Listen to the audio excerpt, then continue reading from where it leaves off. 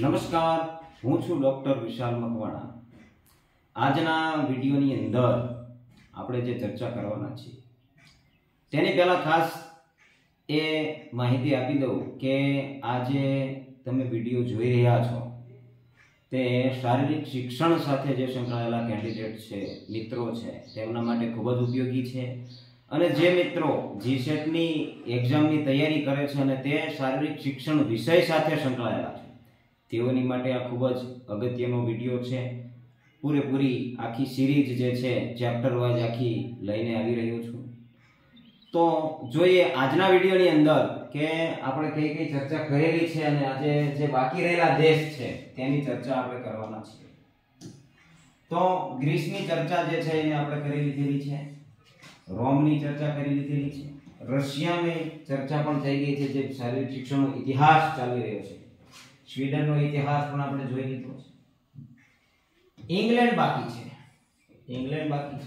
ડેનમાર્કની ચર્ચા થઈ ગયેલી છે, જર્મનીનો ઇતિહાસ આપણે જોયેલો છે, યુએસએ નો ઇતિહાસ આપણે જોયેલો છે, ઓસ્ટ્રેલિયા બાકી છે એનો અને ચીન બાકી છે। આ ત્રણ જે દેશ બાકી રહી ગયા છે તે ત્રણેય દેશની આજે આપણે ચર્ચા કરવાના છીએ। ત્યારબાદ આપણે જે છે ભારતનો ઇતિહાસ જે છે એનો વિડિયો અલગથી આખો વિડિયો બનાવશું, જે શારીરિક શિક્ષણનો જે વિકાસ છે ભારતની અંદર જે થયેલો છે તેની ચર્ચા આપણે કરશું। તો આજે જોઈએ આજના વિડિયોની અંદર ઇંગ્લેન્ડમાં શારીરિક શિક્ષણનો જે વિકાસ છે, ઇંગ્લેન્ડની અંદર જે શારીરિક શિક્ષણનો વિકાસ છે તે અર્લી ડેવલપમેન્ટ જે છે તો કઈ રીતે અર્લી જે સ્પોર્ટ્સનું ડેવલપમેન્ટ જે થયેલું છે તે જોઈએ। તો મિડલ પીરિયડ છે જે એની અંદર શારીરિક શિક્ષણનું ખાસ ડેવલપમેન્ટ જોવા મળ્યું ન હતું। જે મિડલ પીરિયડ છે એની અંદર શારીરિક શિક્ષણનું ડેવલપમેન્ટ જે છે તે જોવા મળતું ન હતું। ટુડોર એન્ડ સ્ટુઅર્ટ જે પીરિયડ છે આ સમયમાં ગેમ્સ એન્ડ એક્ટિવિટીની ખીલવણીની શરૂઆત થઈ। ઇંગ્લેન્ડની અંદર શારીરિક શિક્ષણની ખીલવણીની શરૂઆત કયા પીરિયડથી થઈ?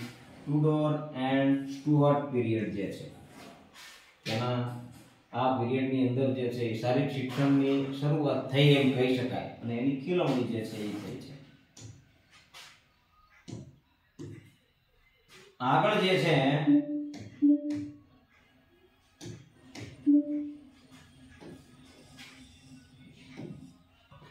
હાનોવેરિયન જે પીરિયડ છે, હાનોવેરિયન પીરિયડ જે છે એની અંદર રમતો અને સ્પોર્ટ્સને વધારે મહત્વ આપવામાં આવ્યું નહીં। જે રમતો અને સ્પોર્ટ્સની જે એક્ટિવિટી છે એને વધારે કોઈ પ્રોત્સાહન આપવામાં આવ્યું નહીં। 1790 થી 1830 નો જે ગાળો છે પરંપરાગત રમતો તેની અંદર યોજાવા લાગી। કેટલીક સ્પોર્ટ્સની એક્ટિવિટી અને કેટલીક જે એક્ટિવિટી હતી એ નહોતી થતી। કેટલીક સ્પોર્ટ્સની એક્ટિવિટી છે એને પ્રાધાન્ય આપેલું હતું અને જે કેટલીક જે સ્પોર્ટ્સની એક્ટિવિટી છે તેને પ્રાધાન્ય આપવામાં આવ્યું નહોતું।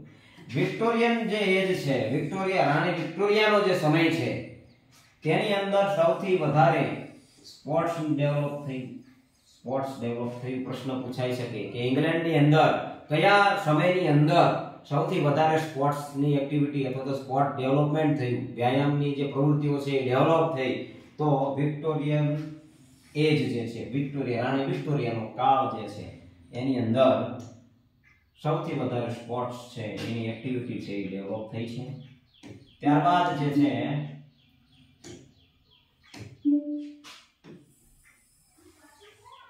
આર્ચીબાલ્ડ બેકલેરેન ખૂબ જ અગત્યની વ્યક્તિ છે। તે મેડિકલના સ્ટુડન્ટ હતા અને તેમને father of British physical education કહેવામાં આવે છે। Father of British physical education કોને કહેવામાં આવે છે? આર્ચીબાલ્ડ બેકલેરેન। એનો ફોટો પણ તમે જોઈ શકો છો, આર્ચીબાલ્ડ બેકલેરેન। 20મી સદીમાં બ્રિટિશમાં સ્વીડિશ જે છે જિમ્નાસ્ટિક સિસ્ટમ અપનાવવામાં આવી। કઈ જિમ્નાસ્ટિક સિસ્ટમ ઇંગ્લેન્ડ વાળાએ અપનાવી? તો સ્વીડિશ જિમ્નાસ્ટિક પદ્ધતિ છે એને અપનાવવામાં આવી। કઈ સદીમાં, કયા સમયમાં? 20મી સદીમાં। Royal commission on physical training, આ committee royal commission on physical training ની કમિટી 1902 માં જે છે એ તૈયાર કરવામાં આવી। અને તેનો જે ઉદ્દેશ્ય શું હતો તો કે શાળામાં શારીરિક શિક્ષણ અને તાલીમની દેખરેખ કરવાનો હતો. એટલા માટે આ કમિશન જે છે royal commission on physical training જે છે એ આપણા માટે અગત્યનું છે. એની રચના ક્યારે કરવામાં આવી? 1902 ની અંદર. શું કામ એની રચના કરવામાં આવી? તો એનો ઉદ્દેશ્ય હતો શાળામાં શારીરિક શિક્ષણ અને તાલીમની દેખરેખ કરવાનો હતો. તેનો ઉદ્દેશ્ય હતો શારીરિક શિક્ષણનો શાળાની અંદર શારીરિક શિક્ષણ અને તેનો દેખરેખ કરવાની અને એનો તાલીમ જે છે એની દેખરેખ કરવાનો હતો. તો એ કમિશન છે એ આપણા માટે અગત્યનું છે, નોટ કરી લો. આગળ જે છે inter departmental committee on physical deterioration જે છે 1904 ની અંદર જે છે તૈયાર કરવામાં આવી. તેનો ઉદ્દેશ્ય શું હતો તો કે ગરીબ નબળા વર્ગના શારીરિક સ્વાસ્થ્યની જે છે એની અસર તપાસ કરવાનો હતો. નબળો વર્ગ જે છે એની અંદર શારીરિક જે ખામી શું છે, શારીરિક એની જે ખામીઓ છે એની જે તપાસ છે એ કરવાની હતી. શારીરિક શિક્ષણના લીધે શારીરિક પ્રવૃત્તિના અભાવે કઈ ખામી છે, શેના લીધે એ ખામી છે, એનો જે છે એ આખી તપાસ કરવા માટેની આ એક committee inter departmental committee on physical deterioration જે છે એ 1904 માં જે તૈયાર કરવામાં આવી. આ કમિટી છે એ બોરનું યુદ્ધ, ઇંગ્લેન્ડની અંદર એક યુદ્ધ થયેલું જેનું નામ છે બોર યુદ્ધ. એ યુદ્ધમાં ઘણા બધા ઇંગ્લેન્ડના જે સૈનિકો છે એ શહીદ થઈ ગયા. એ ઇંગ્લેન્ડના અંદર જે યુદ્ધ થયું એના લીધે જે સૈનિકો શહીદ થયા, એ શહીદ થવાના કારણે ઇંગ્લેન્ડની અંદર જે સૈનિકની અંદર ભરતી થયા તેની અંદર જે છે એ શારીરિક નબળાઈ જણાય. શારીરિક નબળાઈ છે એ જણાય. એ નબળાઈને પારખવા માટે જે સૈન્ય માટે જે ભરતી થાય છે એને પારખવા માટે આ કમિટીની રચના કરવામાં આવી. તેને કામ સોંપવામાં આવ્યું હતું કે શારીરિક સ્વાસ્થ્યના સ્તરની તપાસ કરવામાં આવે. શારીરિક જે સ્વાસ્થ્યનું સ્તર ઇંગ્લેન્ડની અંદર છે એની તપાસ કરવામાં આવે. 1904 ની અંદર આ કમિટી જે છે એની આ રચના કરવામાં આવી.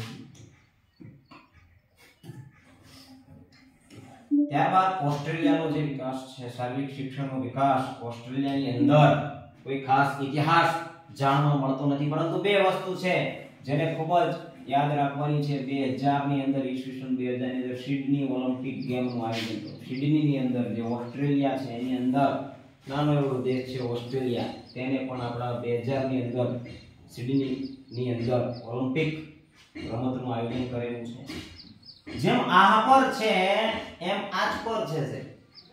જેમ આહ પર American alliance health and physical education and recreation and dance, એવી જ રીતે ઓસ્ટ્રેલિયાની અંદર આજ પર છે Australian council for health and physical education and recreation. આ સંસ્થા ત્યાં ડેવલપ થઈ. આ સંસ્થા ફિઝિકલ એજ્યુકેશન સાથે સંકળાયેલી છે, એટલા માટે આપણા માટે અગત્યની બની શકે છે. આ પર છે એવી જ આ સંસ્થા છે આજ પર જોઈ શકો છો, નોટ કરી દઈએ. વધારે ઓસ્ટ્રેલિયાની અંદરથી કંઈ આપણને શારીરિક શિક્ષણના જે છે પ્રશ્નો આવતા નથી અને બહુ ખાસ તેની અંદર જોવા જેવું છે. ચીનમાં શારીરિક શિક્ષણનો વિકાસ. ચીનની અંદર ખૂબ જ શારીરિક શિક્ષણનો વિકાસ થયેલો છે, એનો ઇતિહાસ રહેલો છે. જેમ ગ્રીસની અંદર પ્લેટો હતા તેવી જ રીતે ચીનમાં કન્ફ્યુશિયસ હતા. કન્ફ્યુશિયસ કોણ? તો આ કન્ફ્યુશિયસ છે, ચીની ચહેરા છે, કન્ફ્યુશિયસ છે.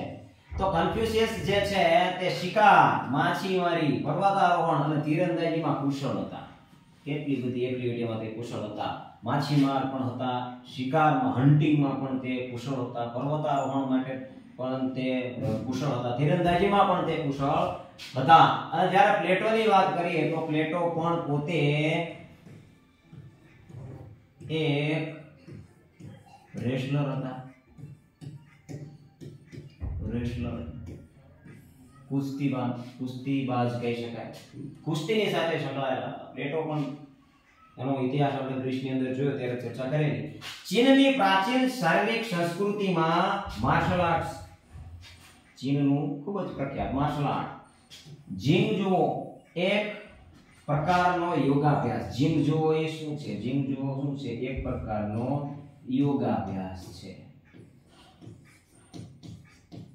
શબ્દ ખૂબ જ નવો છે, યાદ ના રહી શકે કે યોગાભ્યાસ ની પ્રવૃત્તિ માટે ચીનની અંદર શું હતું? તો જીમ જુઓ. જીમ જુઓ યોગાભ્યાસ, યોગને લગતી કઈ પ્રવૃત્તિ છે? તો જીમ જુઓ શબ્દ યાદ રાખવાનો છે. જે ઉપચાર પદ્ધતિ તરીકે પ્રચલિત હતો. જીમ જુઓ શેના માટે પ્રચલિત હતું? ઉપચાર જે પદ્ધતિ છે એના માટે ખૂબ જ પ્રચલિત હતું. જોઈએ ચીનની અંદર આગળ તો વુયોંગ અને વુઈ બે ચીની શબ્દ છે. વુયોંગ અને વુઈ બંને શબ્દનો ઉપયોગ ચીની સંસ્કૃતિ અને માર્શલ આર્ટ્સના સંદર્ભમાં થાય છે. ક્યાં થાય છે? ચીની સંસ્કૃતિ અને માર્શલ આર્ટ્સ. ચીનીઓ જે છે એ માર્શલ આર્ટમાં પહેલેથી જ નાનું જ્યારે બાળક હોય છે ત્યારથી તેને માર્શલ આર્ટની ટ્રેનિંગ આપતા હોય છે. વુયોંગનો અર્થ શું થાય છે? તો કે સૈન્ય પરાક્રમ, સૈન્ય લશ્કરી બહાદુરી. સૈન્યની અંદર સૈન્ય જે પરાક્રમ કરે છે, લશ્કરીની કેટલી બહાદુરી છે તેનો અર્થ થાય છે વુયોંગ. અને વુઈનો અર્થ થાય છે સૈન્યનું કૌશલ્ય. શું એની અંદર કળા છે? લશ્કરી કળા. સૈન્યની અંદર શું કળા છે? કઈ કળા છે? તો એ કળાને અર્થ જે છે વુઈ તરીકે ઓળખાય છે. ચીની સંસ્કૃતિમાં શારીરિક પ્રવૃત્તિઓ, રમતોનું વર્ગીકરણ ત્રણ મુખ્ય જે છે એ શ્રેણીઓમાં કરવામાં આવે છે. ત્રણ શ્રેણીઓની અંદર ચીનની અંદર શારીરિક શિક્ષણને વહેંચવામાં આવ્યું છે. શારીરિક શિક્ષણની પ્રવૃત્તિઓને વહેંચવામાં આવ્યું છે એવું કહી શકાય. તો કઈ છે? તો કે એક મિલિટરી સ્પોર્ટ, સૈનિક તૈયાર કરવા માટેની સ્પોર્ટ્સ એક્ટિવિટી. મેડિકલ સ્પોર્ટ, તબીબી ક્ષેત્રે ઉપચારાત્મક કસરતો જે હોય છે, ઉપચારાત્મક તરીકે જે શારીરિક શિક્ષણનો જે છે મેડિકલ સ્પોર્ટ્સ છે એ તબીબી ક્ષેત્રે એનો વિકાસ થાય છે. રિક્રિએશન ગેમ્સ એન્ડ સ્પોર્ટ્સ, મનોરંજન માટેની રમતો, એનું સ્પોર્ટ્સ છે, મનોરંજન માટેનું સ્પોર્ટ છે. આ ત્રણ રીતે, એક તો સૈનિક માટે, તબીબી માટે અને મનોરંજન માટે, આ ત્રણ જે મુખ્ય જે છે એ શ્રેણીઓમાં શારીરિક શિક્ષણની પ્રવૃત્તિ જે છે એને વહેંચવામાં આવેલી છે. ત્યારબાદ જે છે વુશુ. સૌને ખ્યાલ છે વુશુ જે છે એ ચીનની સાથે જોડાયેલું છે. ખૂબ જ પ્રચલિત રમત છે વુશુ. પ્રેક્ટિસ કરાવવામાં આવતી હતી વુશુ. ચીનમાં વુશુ ખૂબ જ પ્રખ્યાત છે. ચીનની અંદર વુશુની પ્રેક્ટિસ કરવામાં આવે. જીમ જુઓ માટે 4 આવશ્યક બાબત છે. કઈ છે? તો કે પોસ્ચર, યોગાસન, આસન, યોગાસન. બ્રીથિંગ, પ્રાણાયામ સાથે જોડાયેલું છે. બ્રીથિંગ પ્રાણાયામની અંદર આવે છે. એવોઇડિંગ ક્લોઝ આઈઝ, આંખોને બંધ કરવાનું એવોઇડિંગ કરવું. Prevention and treatment of disease, જે ખૂટ ખાપણ છે, જે ઈજા થયેલી છે, જે રોગ છે તેમને ટ્રીટમેન્ટ કરવી. શું કરવું? ટ્રીટમેન્ટ કરવી. આ 4 જે છે એ આવશ્યક બાબત જીમ જુઓની અંદર છે. જીમ જુઓ આગળ શબ્દ આપણે જોયો જીમ જુઓ. 1995 માં ચીનમાં શારીરિક શિક્ષણ અને રમતોનો કાયદો એક પસાર થયો. એ કાયદાનો ખૂબ જ પ્રભાવ શારીરિક શિક્ષણની અંદર પડ્યો, ચીનની અંદર પણ પડ્યો. તે એક કાયદો ક્યારે પસાર કરવામાં આવ્યો? તો 1995 ની અંદર યાદ રાખવાનું છે. તો દોસ્તો આજના આ વિડિયોની અંદર બસ આટલું જ. જે કોઈ પણ વિડિયો જોવે છે એ લાઈક કરે, ચેનલ છે એને સબસ્ક્રાઇબ કરી દે, જેથી કરી જે નવા વિડિયો જે આવી રહ્યા છે તે એની નોટિફિકેશન જે છે એ તમને તરત જ મળી રહે. અને જે પણ શારીરિક શિક્ષણ સાથે સંકળાયેલા મિત્રો છે એની સાથે આ શેર કરો વિડિયો. જે જીસેટ ની એક્ઝામ દેવાના છે તેના સુધી આ વિડિયો પહોંચાડો, કારણ કે આપણે જે ક્લાસીસ ચલાવી રહ્યા છે બિલકુલ ફ્રી છે. હું જે ક્લાસીસ ચલાવી રહ્યો છું એની પાછળ કોઈ ટીમ નથી, હું એકલો જ છું. એટલે કોઈ પણ વિડિયોની અંદર તમે જોયું છે કે વિડિયો ચાલુ કરી અને છેલ્લે બંધ કરવા પણ હું જ જાઉં છું. કોઈ ટીમ આપણી પાછળ કામ કરતી નથી. એટલે ખૂબ જ મહેનત લાગતી હોય છે. તો એના માટે જે છે મહેનતના લીધે જે છે એ આપણે પાછળ આગળ જે વિડિયો બનાવવાના છીએ તેનો કન્ટેન્ટ પણ તૈયાર કરવાનો હોય છે. અને વિડિયો જે છે એ ડેલી કદાચ અપલોડ ના થઈ શકે, પરંતુ જે છે જેમ કન્ટેન્ટ તૈયાર થતા જાય છે તે રીતે જે વિડિયો છે એને તૈયાર કરતા રહીશું. જોડાયેલા રહેજો. જે પણ જીસેટની તૈયારી કરી રહ્યા છે શારીરિક શિક્ષણની અંદર તે ખાસ આ વિડીયો જોજો. જય હિન્દ, જય ભારત. થેન્ક યુ, ધન્યવાદ.